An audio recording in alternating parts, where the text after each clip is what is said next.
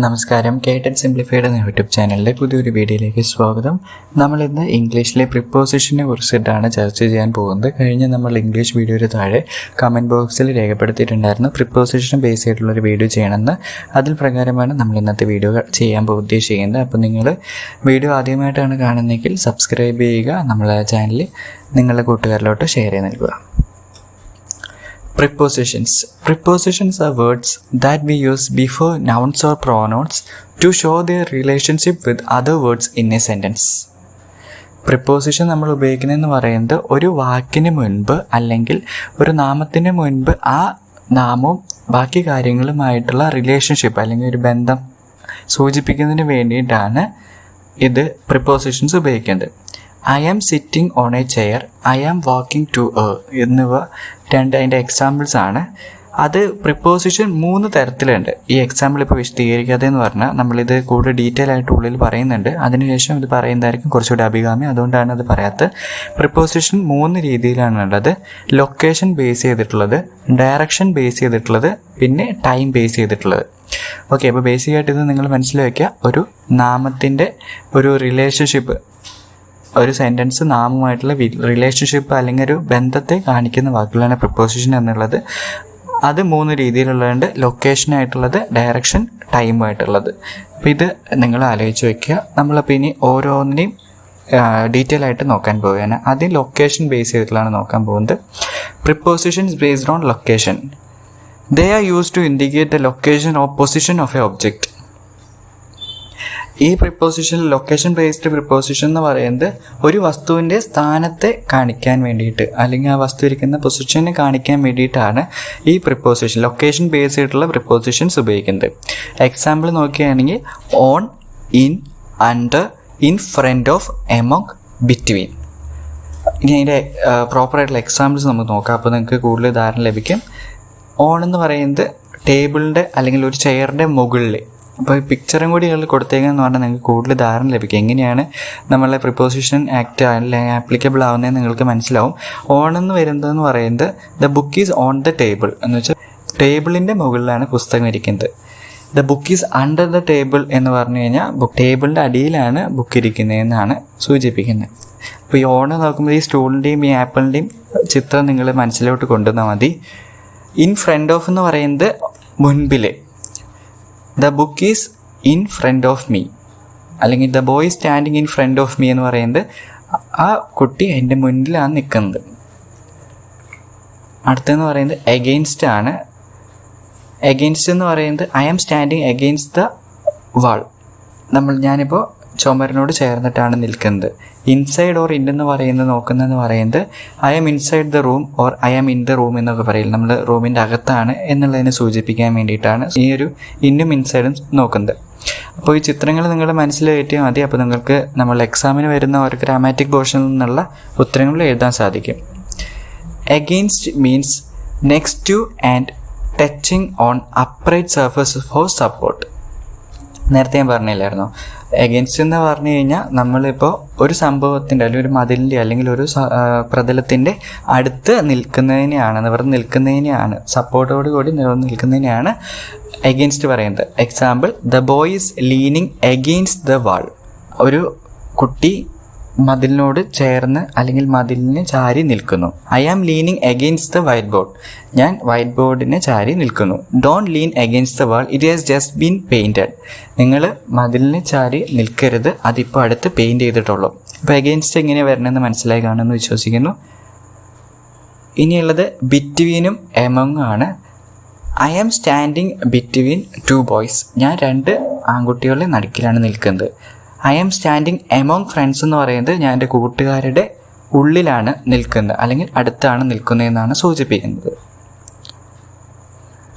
Besides ഉണ്ട്, behind ഉണ്ട്. Besides എന്ന് പറയുന്നത് തൊട്ടടുത്ത് എന്ന് വെച്ചാൽ അമൽ ഈസ് സ്റ്റാൻഡിങ് ബിസൈഡ് മീ എന്ന് പറയുന്നത് അമൽ എൻ്റെ തൊട്ടടുത്ത് നിൽക്കുന്നുണ്ട്. ബിഹൈൻഡ് എന്ന് പറയുന്നത് അമൽ ഈസ് സ്റ്റാൻഡിങ് ബിഹൈൻഡ് മീ എന്ന് പറഞ്ഞു കഴിഞ്ഞാൽ അമൽ എൻ്റെ പുറകിലാണ് നിൽക്കുന്നത്. അപ്പോൾ ബിസൈഡ് എന്ന് പറഞ്ഞാൽ നിങ്ങൾക്ക് ആ ചിത്രം കാണാൻ മനസ്സിലാവും, എൻ്റെ തൊട്ടടുത്ത് ലെഫ്റ്റ് സൈഡിലോ റൈറ്റ് സൈഡിലോ നിൽക്കുന്നതിനാണ്. ബിഹൈൻഡ് എന്ന് പറയുന്നത് എൻ്റെ ബാക്ക് സൈഡിൽ നിൽക്കുന്നതിനാണ് ബിഹൈൻഡ് തൊട്ട് ഉപയോഗിക്കുന്നത്. അപ്പോൾ അത്രയാണ് പ്രിപ്പോസിഷൻ ഓഫ് പൊസിഷൻ നമ്മൾ കണ്ടത്. ഇനി പ്രിപ്പോസിഷൻ ഓഫ് ഡയറക്ഷൻസ് ആണ് നോക്കാൻ പോകുന്നത്. They are used to show direction of movement to and from a fixed point. ഇത് ഡയറക്ഷനെയാണ് കാണിക്കുന്നത്. they are used to show direction of movement. ഒരു ചലനം ഉണ്ടായിക്കഴിഞ്ഞാൽ അതിൻ്റെ ഡയറക്ഷൻ ഒരു ഫിക്സഡ് പോയിന്റിൽ നിന്ന് ഉള്ള ഡയറക്ഷനും മൂവ്മെൻറ്റും ഒക്കെയാണ് അത് കാണിക്കുന്നത്. എക്സാമ്പിൾ എന്ന് പറയുന്നത് to, from, into, along, over, through, across and around. അതാണ് ഇതിൻ്റെ എക്സാമ്പിളായിട്ടുള്ളത്. അപ്പോൾ നമുക്ക് ഞാൻ നേരത്തെ കണ്ട പോലെ നോക്കാം. I am walking to school. ഞാൻ സ്കൂളിലോട്ട് നടക്കുകയാണ്. ടു വെച്ചു, ഡയറക്ഷൻ കാണിക്കാനാണെന്ന് പറഞ്ഞില്ല. പ്രിപ്പോസിഷൻ പോയിൻറ്റിങ് ടു ഡയറക്ഷനാണ്. ഞാനിപ്പോൾ എൻ്റെ ഒരു പോയിന്റിൽ നിന്ന് സ്കൂളിലോട്ട് നടക്കുകയാണ് എന്ന് വെച്ചാൽ ഒരു പോയിന്റിലോട്ടുള്ള നടത്തം അല്ലെങ്കിൽ ഡ്യൂറേഷൻ അല്ലെങ്കിൽ ആ സംഭവത്തിനെയാണ് ടു എന്ന് വെച്ചിട്ടുള്ള അഭിസംബോധന ചെയ്യുന്നത്. ഡയറക്ഷനെ സൂചിപ്പിക്കുന്നു. I am walking to school. ഞാൻ സ്കൂളിലോട്ട് നടക്കുന്നു. Richard came into the room. Richard റൂമിൻ്റെ ഉള്ളിലോട്ട് വന്നു. ഇൻ ടു ഉപയോഗിക്കുക എന്ന് പറയുന്നത് to show motion or movement. ഒരു ചലനത്തെ അല്ലെങ്കിൽ ഒരു മൂവ്മെൻറ്റിനെയാണ് ഇൻ ടു വെച്ച് സൂചിപ്പിക്കുന്നത്. എക്സാമ്പിൾ എന്ന് പറയുന്നത് the cat jumped into the box. നമ്മളുടെ കേട്ടറ്റ് എക്സാമിന് 1 മാർക്ക് പ്രിപ്പോസിഷൻ എല്ലാ കൊല്ലം വരാറുണ്ട്. നമ്മൾ കഴിഞ്ഞ ഇംഗ്ലീഷ് വീഡിയോയിലൊക്കെ കണ്ടാൽ നിങ്ങൾക്ക് മനസ്സിലാവും. ഇൻ ടു, ഓൺ ടു, അതേപോലത്തെ കുറേ ബിസൈഡ്സ് ഒക്കെ വെച്ചിട്ടുള്ള സെൻറ്റൻസുകൾ നിങ്ങൾ കണ്ടിട്ടുണ്ടാവും. അപ്പോൾ അത് ഗ്രാമാറ്റിക്കലി കറക്റ്റ് ആവുന്നത് നമ്മൾ പ്രോപ്പറായിട്ട് യൂസ് ചെയ്യുമ്പോഴാണ്. പ്രിപ്പോസിഷൻസ് എങ്ങനെയാണ് യൂസ് ചെയ്യേണ്ടത് നിങ്ങൾക്ക് വ്യക്തമായിട്ടുള്ള ധാരണ ഉണ്ടാവണം. 1 മാർക്കേ ഉള്ളൂ, എന്നിരുന്നാലും ഓരോ മാർക്കും കൂട്ടിയിട്ടാണ് 90 മാർക്ക് എത്തുന്നത്. അപ്പോൾ നമ്മൾക്ക് ഒരു പോർഷനും ലീവ് ചെയ്യാൻ പറ്റത്തില്ല.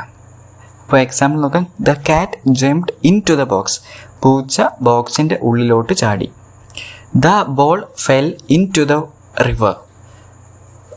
ബോള് നദിയിലോട്ടോ അല്ലെങ്കിൽ ഒരു പുഴയിലോട്ടോ വീണു. She put some boiling water into the teapot. ചായപാത്രത്തിൻ്റെ അകത്തോട്ട് ചൂടുള്ള അല്ലെങ്കിൽ തിളച്ച വെള്ളം അവൾ ഒഴിച്ചു. The man threw rubbish into the river. മനുഷ്യൻ ആളുടെ വീട്ടിലുള്ള വേസ്റ്റ് മെറ്റീരിയൽസ് റിവറിൻ്റെ ഉള്ളിലോട്ട് ഇട്ടു. അതാണ് അവിടെ നോക്കുന്നത്. അടുത്തെന്ന് പറയുന്നത് she has return from town. ടൗണിൽ നിന്ന് ആൾ വീട്ടിലോട്ട് തിരിച്ചെത്തി അല്ലെങ്കിൽ ആൾ ടൗണിൽ നിന്ന് തിരിച്ചു പോന്നു. ഒരു സ്പെസിഫിക് പോയിന്റിൽ നിന്ന് ഉള്ള മൂവ്മെൻറ്റിനെ അഭിസംബോധന ചെയ്യാനാണ് നമ്മൾ ഈ പ്രിപ്പോസിഷൻ ബേസ്ഡ് ഓൺ ഡയറക്ഷൻസ് ഉപയോഗിക്കുന്നതെന്ന് പറഞ്ഞു. അതിന് ഏറ്റവും ആപ്റ്റായിട്ടുള്ളതാണ് ഇത്. ടൗണിൽ നിന്ന് അവൾ തിരിച്ചു വന്നു എന്നുള്ളത്. They walked along the row of houses. അവർ വീടുകളാൽ ഉള്ള സ്ഥലത്തിൻ്റെ സൈഡിൽ കൂടെ നടന്ന് വന്നു. അതിൻ്റെ ഒരു എക്സാമ്പിൾ കൂടി കൊടുത്തിട്ടുണ്ട്. There are many gift shop along ജാൻ ചോക്ക് കിറ്റ്. ജാൻ കോക്ക് കിറ്റിൻ്റെ കൂടെ ഒരുപാട് ഗിഫ്റ്റ് ഷോപ്പ് ഉണ്ട്. അടുത്തതെന്ന് പറയുന്നത് the boy ran across the road. ആൺകുട്ടികൾ റോഡിന് കുറുകെ ഓടി. Across means on the opposite side എന്ന് വെച്ചാൽ ഒരു പൊസിഷനിൽ നിന്ന് അതിൻ്റെ എതിർഭാഗത്തിലോട്ട് പോകുന്നതിനാണ്. ഇപ്പോൾ റോഡ് ക്രോസ് ചെയ്യാൻ ലെഫ്റ്റ് സൈഡിൽ നിന്ന് റൈറ്റ് സൈഡിലോട്ട് പോകുന്നത്, അതാണ് ഉദ്ദേശിക്കുന്നത്. ദ എക്സാമ്പിളോട് കൊടുത്തിട്ടുണ്ട്. The boy swam across the pond. ആൺകുട്ടി ഇപ്പുറത്തെ കരയിൽ നിന്ന് ഒരു കുളത്തിൽ നിന്ന് ഈ കുളത്തിൻ്റെ ഇപ്പുറത്തെ സൈഡിൽ നിന്ന് അപ്പുറത്തെ സൈഡിലോട്ട് നീന്തി. Sidi is walking across the road. Sidi എന്ന് പറയുന്ന വ്യക്തി റോഡിന് കുറുകെ കടക്കുന്നു അല്ലെങ്കിൽ റോഡിന് കുറുകെ നടക്കുന്നു. Ali walked across the river by using the old bridge. Ali എന്നുള്ള വ്യക്തി പഴയ പാലത്തിലൂടെ റിവറിൻ്റെ മറുകരയിലോട്ട് കടന്നു എന്നാണ് അക്രോസ് കൊണ്ട് നമ്മൾ അർത്ഥമാക്കുന്നത്. They are running around the tree. കുട്ടികൾ ഒരു മരത്തിൻ്റെ ചുറ്റും ഓടുകയാണ്. ഇതാണ് അവിടെ അർത്ഥമാക്കുന്നത്. Around means moving in A circle. ഇപ്പോൾ എറൗണ്ടിന് ഒരു പ്രോപ്പർ യൂസ് ഉണ്ട്. എന്തിനു ഉപയോഗിക്കുന്നതെന്ന് പറയുന്നത് സർക്കിൾ മോഷനെയാണ് എറൗണ്ട് എന്നുകൊണ്ട് ഉദ്ദേശിക്കുന്നത്. റൗണ്ടിൻ്റെ കൂടെ എ ചേർത്താണ്. അപ്പോൾ റൗണ്ട് നിങ്ങൾ ആലോചിച്ച് നോക്കുക. അപ്പോൾ എറൗണ്ട് എപ്പോഴും വെക്കുന്നതെന്ന് പറയുന്നത് സർക്കുലർ മോഷനെ ബേസ് ചെയ്തിട്ടായിരിക്കും. Example the cat ran around the stool chasing the mouse. പൂച്ച സ്റ്റൂളിൻ്റെ ചുറ്റും ഓടി. എന്തിനു വേണ്ടിയിട്ട്? ആ ഒരു എലീനെ തുരത്താൻ വേണ്ടിയിട്ട്. Tim jumped over the fence. Tim എന്നുള്ള വ്യക്തി ഫെൻസിൻ്റെ അല്ലെങ്കിൽ വേലിയുടെ മുകളിലൂടെ ചാടി. Example, the boy jumped over the fence, the cat leaps over the train എന്നുള്ളതൊക്കെയാണ് അതിൻ്റെ എക്സാമ്പിളായിട്ടുള്ളത്. The bird flew through the window. നമ്മൾ ഡയറക്ഷനെ ബേസ് ചെയ്തിട്ടുള്ളതാണ്. ഒരു പോയിന്റിൽ നിന്ന് അടുത്ത പോയിന്റിലോട്ട് പോവുകയാണ്. അതിൽ കറക്റ്റായിട്ടുള്ള വേറൊരു ഉദാഹരണമാണിത്. പുറത്തിൽ നിന്ന് അകത്തോട്ട് വന്നു. ദ ബേർഡ്, പക്ഷി, ഫ്ലൂ, പറന്നു. എവിടുന്ന്? വിൻഡോയുടെ ഉള്ളിക്കൂടെ പറന്നു. റൂമിൻ്റെ അകത്തോട്ട് വാതിലിന് അല്ലെങ്കിൽ ജനലിൻ്റെ ഉള്ളിൽ കൂടെ പറന്നു എന്നാണ് അവിടെ സൂചിപ്പിക്കുന്നത്. Example, Ali kick the ball through the window. Ali വിൻഡോയുടെ ഉള്ളിൽ കൂടെ പുറത്തോട്ട് അടിച്ചു. Amir threw the rubbish through the window. Amir എന്ന് പറഞ്ഞ വ്യക്തി വീട്ടിൻ്റെ അകത്തുള്ള വേസ്റ്റ് ജനലിൽ കൂടെ പുറത്തോട്ട് എറിഞ്ഞു. അതാണ് അവിടെ അർത്ഥമാക്കുന്നത്. പിന്നെ നമ്മൾ നോക്കാൻ പോകുന്നത് പ്രിപ്പോസിഷൻ ബേസ്ഡ് ഓൺ ടൈമാണ്. നമ്മൾ നേരത്തെ പ്രിപ്പോസിഷൻ ഡയറക്ഷൻ്റെയും പൊസിഷനെയും ബേസ് ചെയ്തിട്ട് കണ്ടുവല്ലേ. പിന്നെ നമ്മൾ നോക്കാൻ പോകുന്നത് ടൈം ബേസ് ചെയ്തിട്ടുള്ള പ്രിപ്പോസിഷൻസ് ആണ്. They are used to show when things happen. എപ്പോഴാണ് ആ ഒരു നിശ്ചിത കാര്യം നടന്നതെന്ന് സൂചിപ്പിക്കാൻ വേണ്ടിയിട്ടാണ് പ്രിപ്പോസിഷൻ ബേസ്ഡ് ഓൺ ടൈം നമ്മൾ സൂചിപ്പിക്കുന്നത്. അതിൻ്റെ എക്സാമ്പിളാണ് by, for, before, after, since, at and during. അപ്പോൾ ഈ വാക്കുകളാണ് ടൈമിനെ സൂചിപ്പിക്കാൻ വേണ്ടി preposition based on time. Preposition എന്ന് പറഞ്ഞാൽ നമ്മൾ എന്താ നേരത്തെ കണ്ടിരുന്നു, ഒരു രണ്ട് സംഭവത്തിനൂടെ നൗണിനെയും സെൻറ്റൻസിനെയും കൂടി ലിങ്ക് ചെയ്യാൻ ഉപയോഗിക്കുന്ന വാക്കുകളാണ് ഈ പ്രിപ്പോസിഷൻ എന്ന് പറയുന്നത്. അപ്പോൾ അതിൽ നമ്മൾ ഡയറക്ഷനും പൊസിഷനും ഓൾറെഡി കണ്ടു. ഇനി നമ്മൾ നോക്കാൻ പോകുന്നത് ടൈം ബേസ് ചെയ്തിട്ടുള്ള പ്രിപ്പോസിഷൻസ് ആണ്. അപ്പോൾ അതിന് നമുക്കിനി എലാബറേറ്റ് ചെയ്ത് നോക്കാം. അതിൽ ഏറ്റവും കൂടുതൽ ഇമ്പോർട്ടൻ്റ് ആയിട്ടുള്ളതെന്ന് പറയുന്നത് അറ്റ്, ഇന്ന്, ഫ്രം, ടു. ഇവയാണ് ഏറ്റവും ഇമ്പോർട്ടൻ്റ് ആയിട്ട് നമ്മൾ കണ്ടുവരുന്നത്. അപ്പോൾ നമുക്കിനി ഓരോന്നും ഡീറ്റെയിൽ ആയിട്ട് നോക്കാം. അറ്റ് ഉപയോഗിക്കുന്ന പറയുന്നത് മണിക്കൂറിന് മുൻപായിരിക്കും ഏറ്റവും അധികം ഉപയോഗിക്കുന്നത്.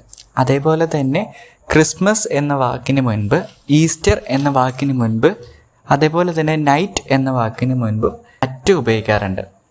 അതിൻ്റെ എക്സാമ്പിൾ നോക്കാം. മണിക്കൂറിന് മുൻപ് നോക്കുന്നത് ഐ ഫിനിഷ് വർക്ക് അറ്റ് 2:15. 2:15 ശേഷം ഞാൻ എൻ്റെ ജോലി പൂർത്തിയാക്കിയിരുന്നു. Classes start at 8:30. ക്ലാസ്സുകൾ 8 മണി കഴിഞ്ഞ് അരമണിക്കൂർ കഴിഞ്ഞപ്പോൾ സ്റ്റാർട്ട് ചെയ്തു. There is no good program at night. Midnight ആയിക്കഴിഞ്ഞാൽ നല്ല പ്രോഗ്രാമുകൾ ഒന്നും തന്നെ ഇല്ല. ഇനി ക്രിസ്മസിന് മുൻപ് നമ്മൾ അറ്റ് വയ്ക്കുന്ന പറഞ്ഞിരുന്നു. She never goes on holiday at Christmas. ക്രിസ്മസിൻ്റെ അന്ന് അവൾ ഹോളിഡേക്ക് അല്ലെങ്കിൽ അവധി എടുക്കാറില്ല. Before the word Easter, we are getting married at Easter. ഈസ്റ്ററിൻ്റെ ദിവസങ്ങളിൽ ഞാൻ കല്യാണം കഴിക്കാൻ പോവുകയാണ്. ബിഫോർ ദ വേർഡ് നൈറ്റ്, രാത്രി എന്നുള്ള പദത്തിന് മുൻപ്, അതായത് my parents do not watch TV at night. എൻ്റെ മാതാപിതാക്കൾ രാത്രി TV കാണാറില്ല. അടുത്തത് നമുക്കിനി നോക്കാൻ പോകുന്നത് ഇന്നാണ്. ഇന്ന് ഉപയോഗിക്കുന്നതെന്ന് പറയുന്നത് മാസങ്ങൾക്ക് മുൻപ്, വർഷങ്ങൾക്ക് മുൻപ്, സീസൺസിന് മുൻപ്, അതേപോലെ തന്നെ before parts of the day. ഒരു ദിവസത്തിൻ്റെ ഡിഫറെൻറ്റ് പാർട്സിന് ബേസ് ചെയ്തിട്ട്, അല്ലെങ്കിൽ ഒരു മോർണിംഗ്, ഈവനിങ്, ആഫ്റ്റർനൂൺ എന്ന സെക്ഷനുകളുണ്ടല്ലോ, അതിന് തൊട്ട് മുൻപുള്ള ആ കാര്യങ്ങൾ അല്ലെങ്കിൽ പാർട്സ് ഓഫ് ദി ഡേക്ക് മുൻപാണ് നമ്മൾ ഇന്ന് വയ്ക്കുന്നത്. അപ്പോൾ മാസങ്ങൾക്ക് മുൻപ് എങ്ങനെ വയ്ക്കുന്നത് നോക്കാം. Classes start in September. ക്ലാസ്സുകൾ സെപ്റ്റംബറിൽ സ്റ്റാർട്ട് ചെയ്യും. Columbus discovered America in 1492. Columbus America കണ്ടുപിടിച്ചത് 1492 എന്നുള്ളതും. സീസൺസിന് മുൻപ് വയ്ക്കുന്നതെന്ന് പറയുന്നത് it's always hot in the summer. Summer കാലഘട്ടങ്ങളിൽ എപ്പോഴും ഭയങ്കര ചൂടായിരിക്കാറുണ്ട്. ഇനി different parts of the day നമ്മൾ നോക്കി. Before the parts of the day, അതായത് she gets up at 7 in the morning. അവൾ രാവിലെ 7 മണിക്ക് മുൻപ് എഴുന്നേൽക്കാറുണ്ട്. She finishes work at 4 in the afternoon. അവൾ 4 മണിക്ക് ആവുമ്പോൾ വർക്കുകളൊക്കെ തീർക്കാറുണ്ട്. She reads the paper in the evening. വൈകുന്നേരം പേപ്പറുകൾ വായിക്കാറുണ്ട്. ഇനി നമ്മൾ നോക്കാൻ പോകുന്നത് ഓൺ ബേസ് ചെയ്തിട്ടുള്ളതാണ്. ഡേറ്റിനെ ബേസ് ചെയ്തിട്ടുള്ളത് ബിഫോർ ഡേറ്റ്സ്. ഡേറ്റ്സിനും ഡേയ്സിനും ബേസ് ചെയ്തിട്ടുള്ള കാര്യങ്ങൾക്ക് മുൻപ് ഓൺ നമ്മൾ വയ്ക്കുന്നു. My birthday is on 20th March. എൻ്റെ ബർത്ത്ഡേ അല്ലെങ്കിൽ ജന്മദിനം മാർച്ച് 20 ആണ്. He does not work on Wednesday. ബുധനാഴ്ച ദിവസങ്ങളിൽ അവൻ ജോലി ചെയ്യാറില്ല. ഇനി ഫ്രമ്മിൻ്റെ മുൻപിലും ടൂവിൻ്റെ മുൻപിലും വെക്കുന്നു പറഞ്ഞു. ഫ്രം എന്ന് പറയുന്നത് ഒരു സമയം തുടങ്ങണേക്ക് മുൻപാണ് ഫ്രം വയ്ക്കുന്നത്. ടു വെക്കുന്നതെന്ന് പറയുന്നത് ആ സമയം തീരുന്ന ആ സമയത്ത് ബിഫോർ ദ ഫിനിഷിംഗ് ടൈമിന് മുൻപ് ടൂവും സ്റ്റാർട്ടിംഗ് ടൈമിന് മുൻപ് ഫ്രമ്മുമാണ് വെക്കുന്നത്. I usually study from 5:30 to 7 o'clock. ഞാൻ സാധാരണ പഠിക്കാറ് 5:30 മുതൽ 7 മണി വരെയാണ്. അതേപോലെ തന്നെ the football season last 9 months from September to May. Football season എന്ന് പറയുന്നത് സെപ്റ്റംബർ മുതൽ മെയ് വരെ എന്നുള്ളതാണ് അവിടെ സൂചിപ്പിക്കുന്നത്. അതാണ് അവിടെ ടൈം ബേസ് ചെയ്തിട്ടുള്ളതെന്ന് പറയാനുള്ള കാരണം. നിങ്ങളുമായിട്ട് പങ്കുവയ്ക്കാൻ ആഗ്രഹിച്ച കാര്യങ്ങൾ കേട്ടഡ് സിംപ്ലിഫൈഡ് എന്ന യൂട്യൂബ് ചാനൽ നിങ്ങൾക്ക് ഇഷ്ടപ്പെട്ടു എന്ന് വിചാരിക്കുന്നു. ഇഷ്ടപ്പെടുകയാണെങ്കിൽ നിങ്ങൾ കേട്ടഡ് സിംപ്ലിഫൈഡ് എന്ന യൂട്യൂബ് ചാനൽ സബ്സ്ക്രൈബ് ചെയ്യുക. നിങ്ങളുടെ ഫ്രണ്ട്സിനൊക്കെ വീഡിയോ ഷെയർ ചെയ്ത് നൽകാൻ മറക്കാതിരിക്കുക. ഒപ്പം തന്നെ നിങ്ങൾക്ക് ഏതെങ്കിലും തരത്തിലുള്ള വീഡിയോകളൊക്കെ ഈ ചാനൽ കാണണമെന്ന് ആഗ്രഹമുണ്ടെങ്കിൽ അവ കമൻറ്റ് ബോക്സിൽ രേഖപ്പെടുത്തുക. നമ്മൾ അതനുസരിച്ച് വീഡിയോകൾ ഉൾപ്പെടുത്തുന്നതായിരിക്കും. കൂടാതെ നിങ്ങൾക്ക് ഏതെങ്കിലും സജഷനൊക്കെ നമ്മളുടെ അല്ലെങ്കിൽ അഭിപ്രായങ്ങളൊക്കെ ഈ ചാനലിനെ പറ്റിയിട്ട് പറയാനുണ്ടെങ്കിൽ അവ കമൻറ്റ് ബോക്സ് വഴി നല്ല രീതിയിൽ പറയുക. നമ്മളതനുസരിച്ച് പരിഹരിക്കുന്നതായിരിക്കും. ന്യൂനതകളുണ്ടെങ്കിൽ പരിഹരിക്കുന്നതായിരിക്കും. അല്ലാത്ത നിങ്ങളുടെ സജഷൻസൊക്കെ ഞങ്ങൾക്ക് വിലപ്പെട്ടതാണ്. അപ്പോൾ നിങ്ങളത് അയക്കാൻ പ്രത്യേകം ശ്രദ്ധിക്കുക.